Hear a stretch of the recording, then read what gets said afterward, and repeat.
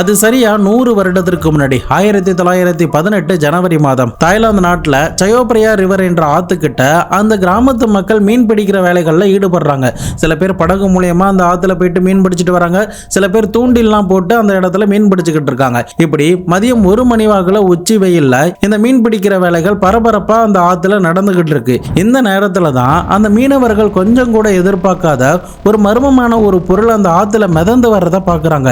என்னடாது அப்படின்னு சொல்லி நல்லா கிட்ட வரும்போது உத்து பார்க்கும்போது தான் அரச காலத்து இரும்பு பட்டி மாதிரி இருக்கு. நிச்சயமா அதுக்குள்ள ஏதோ ஒரு புதையல் இருக்கும், நம்முடைய லைஃப்ல நல்லா ஆக போகுது அப்படின்னு நினைச்சபடியே அந்த மீனவர்கள் அந்த பெட்டியை மெல்லமா கரைக்கு எடுத்துட்டு வராங்க. அப்படி அந்த பெட்டியை கரைக்கு எடுத்துட்டு வரும்போதே அந்த பெட்டி கொஞ்சம் கனமா தான் இருக்கு. நிச்சயமா இதுல விலை உயர்ந்த பொருட்கள் தான் இருக்க போகுது அப்படின்னு ஆசையோட திறந்தவங்களுக்கு ஒரு பெரிய பேரதிர்ச்சி தான் அந்த பெட்டிக்குள்ள காத்துக்கிட்டு இருந்திருக்கு. ஆசையா அந்த பெட்டியை திறக்கும் போது தான் அந்த பெட்டிக்குள்ள விறகெல்லாம் கட்டி வச்சா எப்படி இருக்குமோ அந்த மாதிரி ஒரு பெண்ணுடைய சடலத்தை 8 துண்டுகளா வெட்டி கொசு வலையால கட்டப்பட்ட நிலையில அந்த பெட்டிக்குள்ள இருந்திருக்கு. இப்படி ரத்த சகதியா கொடூர துர்நாற்றத்தோட இந்த விஷயத்தை பார்க்கும்போது அங்க இருந்த மீனவர்களுக்கு பயங்கர ஷாக் ஆகுது. இமிடியேட்டா கொஞ்சம் கூட நேரத்தை வீணடிக்காம பக்கத்துல இருக்கிற போலீஸ் ஸ்டேஷன்ல போயிட்டு நடந்த விஷயத்த சொல்லியிருக்காங்க. போலீஸ் ஆபீசருமே சம்பவ இடத்துக்கு வந்து அந்த கிராமத்துல இருக்கிற மக்கள் கிட்டையும் அந்த பெட்டிக்குள்ள சடலமா இருந்த பெண்ணை ஐடென்டிஃபை பண்ண முடியுதா அப்படின்னு சொல்லி விசாரணை நடத்தி இருந்திருக்காங்க. பட் என்னதான் விசாரணை பண்ணாலுமே அந்த பொண்ணு யாரு அப்படிங்கிறது தெரியவே இல்லை.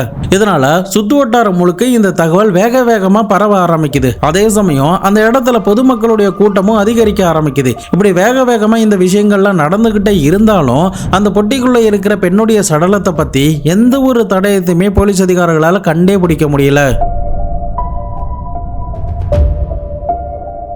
இறுதியா அவங்களுக்கு வேற என்ன பண்றதுன்னு தெரியல. இதனால பத்திரிகையில இப்படி ஒரு பெட்டி ஒன்று கிடைச்சிருக்கு, இதுக்குள்ள 8 துண்டுகளா ஒரு பெண்ணுடைய சடலம் கிடைச்சிருக்கு, உங்களுடைய வீட்டில் ஏதாவது பெண்கள் இந்த மாதிரி காணாம போயிருந்தா எங்க போலீஸ் ஸ்டேஷன்ல வந்து கான்டாக்ட் பண்ணுங்க அப்படின்ற மாதிரி பத்திரிகையில இந்த செய்தியை வெளியிட்டு இருந்திருக்காங்க. அப்படி இந்த செய்தி வைரலா அந்த ஏரியா முழுக்க பரவலா பேசப்படும் போதுதான் ஒரு பெண்ணுடைய அம்மா அது தன்னுடைய மகள் தான் அப்படின்னு அந்த போட்டோவை பார்த்துட்டு அந்த நேரத்தில் வந்து இருந்திருக்காங்க. வரக்கூடிய அந்த அம்மாவும் ஒரு ரிச் பீப்புள் அப்படிங்கிறதுனால போலீஸ் அதிகாரிகளுமே அந்த அம்மா கிட்ட விசாரணையில இறங்கி இருந்திருக்காங்க. அப்படி விசாரணை பண்ணும்போது தான் அந்த பெட்டிக்குள்ள சடலமா மீட்டெடுக்கப்பட்டது என்னுடைய 20 வயது மகள் அப்படின்னு சொல்லி இருந்திருக்காங்க. இறுதியா அவங்க கடைசியா எங்க போனாங்க, எப்போ போனாங்க, அவங்க யாரை பார்க்க போனாங்க அப்படின்னு சொல்லி விசாரணை பண்ணும்போது தான் அதே ஊர்ல இருக்கிற ஒரு புத்த மத துறவியை தான் பார்க்க போனா அப்படின்னும் அதுக்கப்புறம் அவன் வீடு வந்து சேரவே இல்லை அப்படின்ற மாதிரி ஒரு தகவலை இந்த அம்மா போலீஸ் கிட்ட கொடுத்துருந்துருக்காங்க. இதை கேட்டதுமே போலீஸ் அதிகாரிகளுக்கு பயங்கர ஷாக் ஆகுது.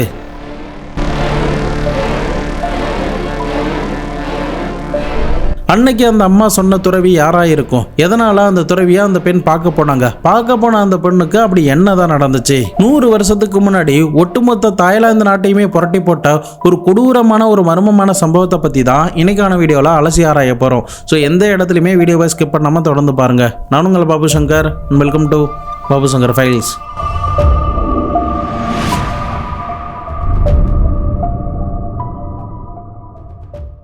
வீடியோஸ்லாம் உங்களுக்கு பிடிச்சிருந்ததுன்னா மறக்காமல் லைக் பண்ணி பாருங்கள். அப்போ தான் நிறைய பேருக்கு ரெக்கமெண்டில் போய் சேரும். ஸோ எங்களுக்கு அது ஒரு மோட்டிவேஷனாக இருக்கும். ஸோ மறக்காமல் அது மட்டும் எங்களுக்காக பண்ணிவிடுங்க.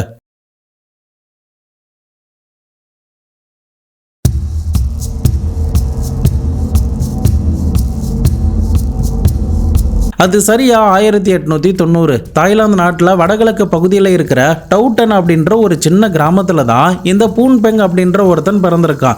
இந்த பூன்பெங்க்கு 5 வயது இருக்கும்போது அவனுடைய அப்பா அம்மா மர்மமான முறையில் இறந்து போயிருந்திருக்காங்க. அதுக்கப்புறம் என்ன பண்றதுன்னு தெரியாம தத்தளிச்சுக்கிட்டு இருந்த நேரத்தில் தான் பேங்காக்ல இருந்து ஒரு வயதான ஜோடியான சூக் மற்றும் பியான் அப்படின்ற இந்த எல்டர் கப்புள் இந்த பையனை தத்தெடுத்து வளர்க்க ஆரம்பிக்கிறாங்க. தங்களுடைய சொந்த பேரன் மாதிரி பேங்காக்கு தங்களுடைய வீட்டுக்கு கூட்டு வந்து அந்த பையனை உண்டான சாப்பாடு, ட்ரெஸ், வீடு அப்படின்னு சகல வசதிகள் எல்லாத்தையுமே பண்ணி கொடுத்து தங்களுடைய சொந்த பேரன் போல அந்த பையனை வளர்க்க ஆரம்பிச்சிருக்காங்க. பட் என்னதான் அவங்க இப்படி நல்லபடியா வளர்த்துக்கிட்டே வந்தாலும் கூட கொஞ்ச நாட்கள்லயே அவன் பயங்கர சோம்பேறியா இருந்திருக்கான். ஏன்னா அவனுக்கு எந்தவித கஷ்டத்தையுமே காட்டாம அவன் என்ன கேட்டாலுமே அந்த தாத்தா பாட்டி செஞ்சிருந்திருக்காங்க. தோட்டத்துல ஏதாவது வேலைகள் இருந்தாலும் கூட இவன் அந்த தாத்தா பாட்டிக்கு உதவி பண்ணவே மாட்டான். அந்த அளவுக்கான ஒரு சோம்பேறியான பையன் தான் இந்த பூன்பெங். அது மட்டும் இல்லாம இவன் அந்த அளவுக்கு ஹேண்ட்ஸம்லாம் கிடையாது. ஆனா ஒரு பெண்கள் கிட்ட எப்படி பேசி மயக்க முடியுமோ அந்த டெக்னிக்ஸ் எல்லாமே இவனுக்கு பயங்கரமா இருந்திருக்கு. இதை வச்சுதான் அவன் அந்த ஊர்ல இருக்கிற சில பெண்கள் கிட்ட இவன் பேசிக்கிட்டு வந்திருக்கான். இப்படியே இவனுடைய டீனேஜ் பருவம்லாம் போய்கிட்டு இருந்த நேரத்துல தான் இவனுக்கு 18 வயது இருக்கிற நேரத்துல ஒரு வயதான ஆளை பார்த்து இருந்திருக்கான். அந்த ஆள்கிட்ட இருந்து இந்த பிளாக் மேஜிக் சம்பந்தமா சூனியம் வைக்கிறது, மாந்திரிகம் பண்றது அப்படின்னு இந்த மாதிரியான பிளாக் மேஜிக் ஆக்டிவிட்டீஸ்ல இவன் ஈடுபட ஆரம்பிக்கிறான். அது மட்டும் இல்லாம அந்த பிளாக் மேஜிக் சம்பந்தமான மந்திரங்களை கத்துக்கிறது, அது எப்படி பண்றது, எப்படி எடுக்கிறது, எப்படி ஒரு ஆளுக்கு பண்றது அப்படின்ற முதற்கொண்டு எல்லாத்தையுமே A to Z இவன் கத்து இருந்திருக்கான். இது எதுவுமே அவனுடைய தாத்தா பாட்டிக்கு தெரியாது. ஆனா கொஞ்ச நாட்கள் கழித்து அவன் வீட்டுக்கு வந்ததுக்கு பிறகு ஏதேதோ அவனுடைய வாயில இருந்து ஒரு வித்தியாசமான வார்த்தைகள் எல்லாம் அவன் முணுமுணுக்கிறத பார்த்துட்டு என்னாச்சு இவனுக்கு, ஏன் இப்படி பண்றான் அப்படின்ற மாதிரி தான் அந்த தாத்தா பாட்டி அந்த நேரத்தில் நினைச்சிருந்திருக்காங்க. அதுக்கப்புறம் தான் இந்த சூனியம் பண்றது, மாந்திரிகம் பண்ற வேலைகள்ல இவன் ஈடுபடுறான் அப்படிங்கிறது அந்த தாத்தா பாட்டிக்கு தெரிஞ்சதுமே இமிடியேட்டா அவனை அந்த வீட்டில இருந்து விரட்டி இருந்திருக்காங்க.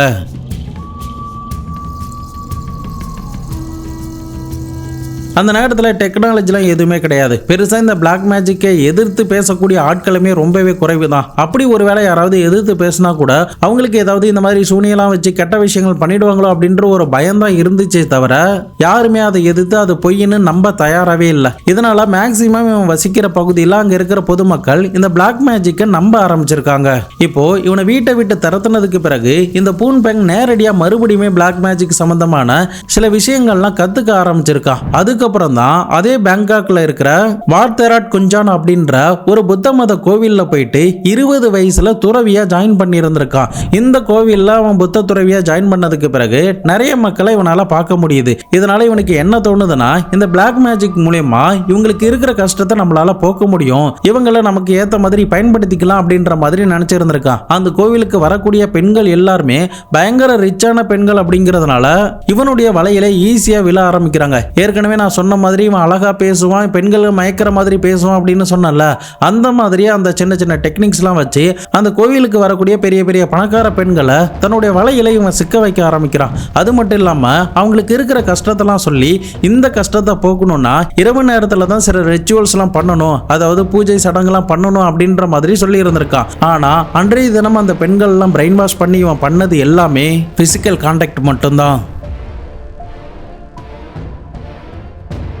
என்னதான் இவன் மேலே நல்ல பெயர் இருந்து நிறைய ஃபாலோயர்ஸோட இவன் இருந்தாலும் கூட இதை பற்றி யாருக்குமே வெளியில் தெரிய வரவே இல்லை. இன்னொரு பக்கம் அந்த கோவிலில் இருக்கிற ஆட்களுக்குமே இவன் மேலே சின்ன சின்ன சந்தேகங்கள்லாம் வர ஆரம்பிச்சு அவன் என்னென்னலாம் பண்ணுறான் அப்படிங்கிறத கண்டுபிடிக்கும் போது தான் இந்த சூனியம் வைக்கிறது, மாந்திரிகம் வைக்கிற வேலைகள்லாம் இவன் ஈடுபடுறான். கோவிலுக்கு வர ஆட்கள்கிட்டையுமே இந்த மாதிரி தவறாக நடந்துக்கிறான் அப்படின்ற விஷயம் தெரிஞ்சதுமே இமிடியேட்டாக அவனை அந்த கோவிலில் இருந்து துரத்தி இருந்திருக்காங்க. கோவிலை விட்டு துரத்துனதுக்கு பிறகு எங்கே போகிறதுன்னு தெரியாமல் இவன் சுற்றிக்கிட்டு இருந்த நேரத்தில் தான் அதே பகுதியில் இருக்கிற இன்னொரு கோவில்ல போயிட்டு மறுபடியுமே மாங்கா, அதாவது புத்த துறவியா அவன் போய் ஜாயின் பண்ணி இருந்திருக்கான்.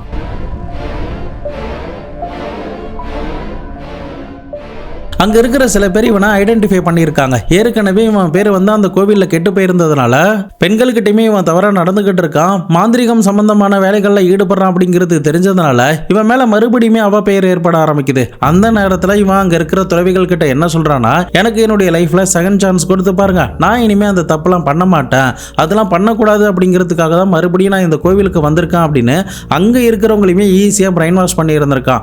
ஆனால் அவனுடைய மைண்டில் இருந்தது என்னன்னா, மறுபடியுமே இந்த பிளாக் மேஜிக்ல அவன் ஈடுபடணும், அங்க வர பெண்கள் கிட்ட லாபகமா பேசி அவங்கள மயக்கி தன்னுடைய வலையில சிக்க வைக்கணும் அப்படிங்கிறது தான் இவனுடைய மொத்த பிளானாவுமே இருந்திருக்கு. இப்படியே 9 வருடம் கிட்ட இவனுக்குன்னு கொடுக்கப்பட்ட அந்த ரெசிடென்சிலேயே யாருக்கும் தெரியாம அந்த கோவிலுக்கு வர பெண்கள் எல்லாம் இவனுடைய வீட்டுக்கிட்ட வர வச்சு அவங்களுக்கு தேவையான சடங்கு பூஜைகள்லாம் பண்ற மாதிரி டிராமாலாம் நடத்தி அந்த மொத்த பெண்கள் கிட்டையுமே இவனுடைய சில்மச வேலைகள்லாம் காட்டிக்கிட்டே இருந்திருக்கான். இது எல்லாமே 9 வருஷம் கிட்ட சீக்கிரட்டா யாருக்குமே தெரியாம பண்ணிக்கிட்டே வரான். பட் இந்த மாதிரி இவன் பண்ணிக்கிட்டு வந்தாலும் திடீர்னு சில கொலைகள்ல அவன் ஈடுபட ஆரம்பிக்கிறான். முக்கியமா நைய அப்படின்ற ஒருத்தர் அந்த ஊர்ல ஒரு பெரிய ஜுவல்லரி வியாபாரியா இருந்திருக்காரு. அவர்கிட்ட எனக்கு சில நகைகள் வேணும், உங்ககிட்ட இருக்கிற கலெக்ஷனை எடுத்துட்டு வாங்க அப்படின்னு சொல்லி இருந்திருக்காரு. அதே மாதிரி அவர் எடுத்துட்டு வந்து சில கலெக்ஷன்லாம் காட்டும் போது எனக்கு இந்த நகை பிடிக்கல, அந்த நகை பிடிக்கல அப்படின்னு சொல்லி கொஞ்ச நேரத்திலேயே அவரை கழுத்தை நெரிச்சு துடிக்க துடிக்க கொலை பண்ணி அவருடைய தங்க நகைகள் எல்லாத்தையுமே இந்த பூன் பெங் ஆட்டையை போட்டு இருந்திருக்கான். அது மட்டும் இல்லாம அவருடைய சடலத்தை துண்டு துண்டா வெட்டி நான் இன்ட்ரோல சொன்ன மாதிரி ஒரு அரச காலத்து இரும்பு பெட்டி மாதிரி அதுக்குள்ள அந்த சடலத்தெல்லாம் போட்டு ஆத்துல தூக்கி எறிஞ்சிருவான். அப்படிதான் இந்த தங்க வியாபாரியுமே துண்டு துண்டா வெட்டி அந்த இரும்பு பெட்டிக்குள்ள போட்டு அங்க இருக்கிற ஒரு ரிக்ஷால அதை வச்சு 6 கிலோமீட்டர் இவனே இழுத்துட்டு போயிட்டு ஒரு ஆத்துல அந்த பொட்டியை தூக்கி போட்டுட்டு வந்திருக்கான். பட் இந்த விஷயம் அந்த சமயத்துல யாருக்கும் தெரியாமலே இருந்திருக்கு. ஆனா நாட்கள் நகர நகர இப்படியே 6 பெண்களை இவன் கொலை பண்ணதா சொல்லப்படுது. முக்கியமா நம்ம இன்ட்ரோல பார்த்த அந்த இரும்பு பெட்டிக்குள்ள இருந்த ஒரு பெண்ணுடைய சடலம். ஆக்சுவலா அந்த பொண்ணுக்கு வெறும் 20 வயசு தான். அவங்களுடைய பேர் பிரிக். இந்த பிரிக் அப்படின்றவங்க ஒரு பெரிய பணக்காரனை தான் திருமணம் பண்ணி இருந்திருக்காங்க. பட் என்னதான் அந்த பணக்காரன் கிட்ட இருந்து எல்லாமே கிடைச்சாலும் ஒரு அஃபெக்ஷன் மட்டும் அவங்க கிட்ட இருந்து கிடைக்கல அப்படிங்கிறது தான் இவங்களுடைய வருத்தமா இருந்திருக்கு. இதை சரி பண்ணணும் அப்படிங்கிறதுக்காக தான் இந்த புத்த கோவிலுக்கு வந்து இந்த புத்த துறவி கிட்ட நடந்த விஷயங்கள்லாம் சொல்லி என்னுடைய கணவருக்கு என் மேல லவ் அஃபெக்ஷன்லாம் வரணும், என்கிட்ட ஏதாவது அவர் நல்லா பேசணும், அதுக்கு ஏதாவது டிப்ஸ் சொல்ல முடியுமா அப்படின்ற மாதிரி தான் அந்த கோவிலுக்கு இந்த பொண்ணு வந்திருக்காங்க. ஆனா அந்த பொண்ணை கொஞ்ச நாட்கள்ல பிரெயின் வாஷ் பண்ணி அவங்க கிட்ட பேசி பேசி தன்னுடைய வலையில சிக்க வச்சிருந்திருக்கான். அது ஒரு கட்டத்துல பிசிக்கல் ரிலேஷன்ஷிப் வரைக்கும் போய் அதுக்கப்புறம் அந்த பொண்ணு ரியலைஸ் பண்ணி இந்த பூன் பெங்க பிரியறதுக்கு முடிவெடுத்திருக்காங்க. ஆனா துரதிர்ஷ்டவசமா இதுல ஒரு ஷாக்கிங்கான ஒரு விஷயம் என்னன்னா, பிரிக் வீட்டுக்கு போனதுமே கொஞ்ச நாட்கள்லயே அவங்க பிரெக்னண்டா இருக்கிற மாதிரி ஃபீல் பண்ணி இருந்திருக்காங்க. கொஞ்ச நாட்கள் வரைக்குமே அவங்களுடைய ஹஸ்பண்ட் கூட எந்த டச்சிலுமே இல்லாததுனால கண்டிப்பா இந்த பிரெக்னன்சிக்கு காரணம் இந்த பூன் பெங் அப்படிங்கிறது தெரிஞ்சதுமே இமிடியேட்டா அவங்க கிட்ட போயிட்டு என்னுடைய வயித்துல குழந்தை வளருது, இதுக்கு நீ தான் ஃபுல் ரெஸ்பான்சிபிலிட்டி அப்படின்ற மாதிரி சொல்லி இருந்திருக்காங்க. ஆனா அவனுடைய மைண்ட்ல இருந்தது என்னன்னா, ஜஸ்ட் இந்த பொண்ணு கிட்ட பழகணும், அதுக்கப்புறம் கழட்டி விட்டுறணும் அப்படின்ற மாதிரி தான் இருந்திருக்கு. அதே சமயம் டட் அப்படின்ற ஒரு பெண் கூட ஏற்கனவே திருமணம் பண்ணலாம் அப்படின்ற மாதிரி பிளான் பண்ணி இருந்திருக்கான். இப்போ இப்படிப்பட்ட ஒரு சிக்கல் வரதுனால என்ன பண்றது அப்படின்னு சொல்லி யோசிக்கும் போது தான் இந்த பிரிக் அப்படின்ற பெண்ணை போட்டு தள்ளனா மட்டும்தான் நம்ம இதுல இருந்து தப்பிக்க முடியும் அப்படின்ற மாதிரி யோசிச்சு இருந்திருக்கான். அதன் அடிப்படையில தான் அந்த பொண்ணுக்கு கடைசியா ஒரு லெட்டர் அனுப்பி, உன்னுடைய நெக்லஸ் வந்து என்கிட்ட இருக்கு, நம்ம 2 பேரும் மீட் பண்ணலாம், உன்னுடைய நெக்லஸையும் வந்து வாங்கிக்க அப்படின்ற மாதிரி அனுப்பி இருந்திருக்கான். அந்த லெட்டர் கிடைச்சதுமே அந்த பொண்ணு இந்த துறவியான பூன் பெங்க பார்க்க வந்திருக்காங்க. அதுக்கப்புறம் தான் அந்த பொண்ணு கிட்ட பேசுறபடியே அவங்க கொஞ்சம் தூரம் நடந்துகிட்டே போகும்போது அவங்க எதிர்பார்க்காத நேரத்துல கழுத்தை நெரிச்சு துடிக்க துடிக்க கொலை பண்ணி இருந்திருக்கான். அதுக்கப்புறம் அங்க இருக்கிற ஒரு கத்தியை எடுத்து அந்த பொண்ணுடைய சடலத்தை 8 துண்டுகளா வெட்டி அங்க இருக்கிற ஒரு கொசு வலையில கட்டி இவன் ஏற்கனவே வச்சிருந்த அந்த இரும்பு பெட்டிக்குள்ள போட்டு ஆத்துல எப்படியாவது தூக்கி போட்டுடலாம் அப்படின்னு நினைச்சிருந்திருக்கான். ஆனா இந்த நேரத்துல இவன் இந்த ரிக்ஷாவை இழுத்துக்கிட்டு இந்த சூட்கேஸை எடுத்துக்கிட்டு போனானா கண்டிப்பா வெளியில எல்லாரும் பாத்துருவாங்க அப்படிங்கிறதுக்காக என்ன பண்றதுன்னு தெரியாம இவங்க கிட்ட ஸ்டூடெண்ட்ஸா இருக்கிற சரண் மற்றும் சரவண் அப்படின்ற இந்த 2 பேர்கிட்ட இந்த பெட்டியை எங்கேயாவது கொண்டு தூக்கி போட்டுட்டு வந்துருங்க அப்படின்ற மாதிரி சொல்லி இருந்திருக்கான். அதன் அடிப்படையில் அந்த ரிக்ஷால அந்த இரும்பு பெட்டியை வைக்கப்பட்டு 20 கிலோமீட்டர் கிட்ட அந்த 2 துறவிகளும் எடுத்துட்டு போயிருந்திருக்காங்க. அதுக்கப்புறம் தான் ஒரு ஆத்துல தூக்கி போட்டுட்டு இவங்க ரிட்டர்ன் வீட்டுக்கு வந்திருக்காங்க. இறுதியா நான் இன்ட்ரோல சொன்ன மாதிரி ஜனவரி மாதம் 1918 அந்த இரும்பு பட்டி கிடைக்குது. போலீஸ் அதிகாரிகள் அந்த சடலத்தை பார்த்து என்ன பண்றதுன்னு தெரியாம யாருன்னு ஐடென்டிஃபை பண்றதுக்கு கஷ்டப்பட்டு இருந்திருக்காங்க. அதுக்கப்புறம் நியூஸ் பேப்பர்ல தகவல்லாம் கொடுத்ததுக்கு பிறகுதான் இந்த பிரிக்கோடைய அம்மா வந்து ஐடென்டிஃபை பண்ணி அது தன்னுடைய மகள் அப்படின்னு சொல்றாங்க. அதே சமயம் கடைசியா இந்த பூன் பெங் அப்படின்ற துறவி கிட்ட இருந்து தான் லெட்டர் வந்துச்சு. அதனால அந்த துறவியை தான் பார்க்க போனாங்க அப்படின்ற ஒரு ஸ்டேட்மெண்ட் கொடுத்ததுனால இமிடியேட்டா போலீஸ் அதிகாரிகள் அந்த துறவியான பூன் பெங்கை போயிட்டு கைது பண்ணி விசாரிக்க ஆரம்பிக்கிறாங்க. அப்படி விசாரணை பண்ணும்போது எனக்கு இதுக்கும் எந்த சம்பந்தமே கிடையாது, நான் இந்த குற்ற சம்பவத்தில் ஈடுபடலை அப்படின்ற மாதிரி சொல்லியிருந்திருக்காங்க. ஒரு சாலிடான எவிடன்ஸ் எதுவுமே போலீஸ் கிட்ட இல்லாததுனால அந்த சமயத்தில் அந்த துறவியை கைது பண்ணவும் முடியல. இதனால அந்த துறவி கூட இருக்கிற மற்ற துறவிகளுமே விசாரிக்க ஆரம்பிக்கிறாங்க.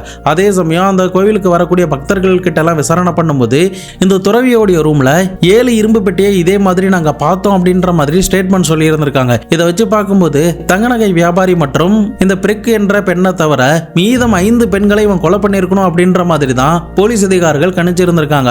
ஆனா அதை பத்தி அவங்க கிட்ட கேட்டாலும் கூட அவங்ககிட்ட இருந்து எந்த ஒரு ஸ்டேட்மெண்ட்டுமே அந்த நேரத்தில் வரல. இப்படி இந்த விசாரணைகள்லாம் பரபரப்பா நடந்துகிட்டு இருந்த நேரத்துல தான் அந்த ரிக்ஷா மூலியமா அந்த இரும்பு பெட்டியை எடுத்துட்டு போன அந்த ட்வின்ஸ் துறவிகளான சரண் மற்றும் சரோன் அப்படின்ற அந்த 2 பேருமே போலீஸ் அதிகாரிகள் கஸ்டடியில் எடுத்து விசாரணை பண்ணும்போது தான் இந்த பூன் பெங் தான் அந்த பிரிக் அப்படின்ற பெண்ணை கொலை பண்ணாரு அப்படின்னும் அவர் தான் சடலத்தெல்லாம் வெட்டி இந்த பெட்டிக்குள்ள வச்சு ஆத்துல தூக்கி போட சொன்னாரு, நாங்க தூக்கி போட்டோம் அப்படின்ற மாதிரியான ஸ்டேட்மெண்ட்டை போலீஸ் அதிகாரிகள் கிட்ட ஒத்துக்கொள்ளவும் செய்றாங்க. அதுக்கப்புறம் தான் போலீஸ் அதிகாரிகள் சரியா ஜனவரி 14, 1918 வாகல, அதாவது பூன் பெங்க அன்னைக்கு தான் திருமணம் கூட நடந்திருக்கு. அந்த திருமணம் முடிஞ்ச கையோட இமிடியேட்டா போலீஸ் அதிகாரிகள் போயிட்டு அவனை கைது பண்ணி இருந்திருக்காங்க. அப்போ ஏன் எதுக்கு அப்படின்ற எந்த ஒரு பதட்டமும் பயமும் இல்லாம தான் போலீஸ் அதிகாரிகளுடைய கஸ்டடிக்கு வந்திருக்கான். அந்த நேரத்தில் அந்த தங்க வியாபாரி மற்றும் பிரிக் என்ற இந்த 2 பேரை மட்டும் தான் நான் கொலை பண்ணேன், மீதம் அந்த 5 பெண்கள்லாம் நான் கொலை பண்ணல அப்படின்ற மாதிரி சொல்லி இருந்திருக்கான். இப்போ இவனுக்கு இந்த 2 கொலையில எவிடன்ஸ் ஸ்ட்ராங்கா இருக்கிறதுனால நீதிமன்றத்தில் அவனை ஆஜர் பண்ணி இருந்திருக்காங்க.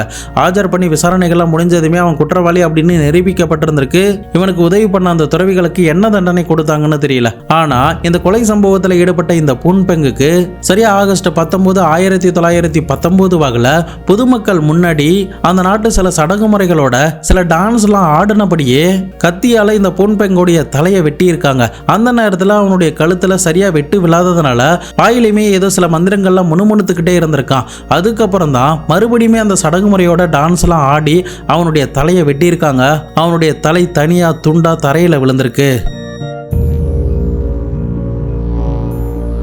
தாய்லாந்து நாட்டில் கடைசியாக இப்படி பப்ளிக் முன்னாடி ஒரு ஆளை வெட்டினது அப்படின்னா இவனுடைய மரண தண்டனை மட்டும்தான். அதுக்கப்புறம் பப்ளிக்காக இந்த மாதிரியான மரண தண்டனைகள்லாம் யாருக்குமே கொடுக்கப்படல.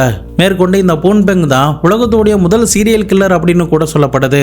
இந்த பூன்பெங் மாதிரியான ஆட்கள் ஆன்மீகம் சம்பந்தமா இருக்கக்கூடிய சில இடங்கள்ல இந்த மாதிரியான சில ஆட்களும் இருக்கலாம். அவங்க கிட்ட இருந்து நீங்க விழிப்புணர்வா இருக்கணும் அப்படிங்கிறதுக்காக தான் இந்த ஒரு பதிவு. டெக்னாலஜிலாம் இல்லாத அந்த காலத்துல இப்படிப்பட்ட ஒரு கொலையை சால்வ் பண்ணி அவனுக்கு தண்டனையை பொது வெளியில கொடுத்துருக்காங்கன்னா யோசிச்சு பாருங்க. பொதுமக்களுக்குமே இந்த மாதிரி குற்ற சம்பவத்தில் ஈடுபட்டா நமக்கு இந்த மாதிரி தான் தண்டனை கிடைக்கும் அப்படின்ற ஒரு பயம் தான் எல்லார்கிட்டயுமே உலாவி இருந்திருக்கும். இந்த காலத்திலேயே இந்த மாதிரியான தண்டனைகள் இருந்தா குற்றம் எங்கேயுமே நடக்காம இருக்கும் அப்படிங்கிறது தான் என்னுடைய கருத்து. நீங்க இந்த துறவியை பத்தி என்ன நினைக்கிறீங்க அப்படிங்கிறதையும் இவனுக்கு கொடுக்கப்பட்ட தண்டனையை பத்தி என்ன நினைக்கிறீங்க அப்படிங்கிறதையும் மறக்காம கமெண்ட் பாக்ஸ்ல சொல்லுங்க. வீடியோ பிடிச்சிருந்ததுன்னா மறக்காம லைக் பண்ணி உங்களுடைய நண்பர்களுக்கும் ஷேர் பண்ணி விடுங்க. நாளை மறுநாள் வேற ஒரு கிரைம் கேஸோட வேற ஒரு வீடியோல உங்களை வந்து சந்திக்கிறேன். அது வரைக்கும் உங்களிடமிருந்து விடைபெறுவது உங்கள் பாபு சங்கர்.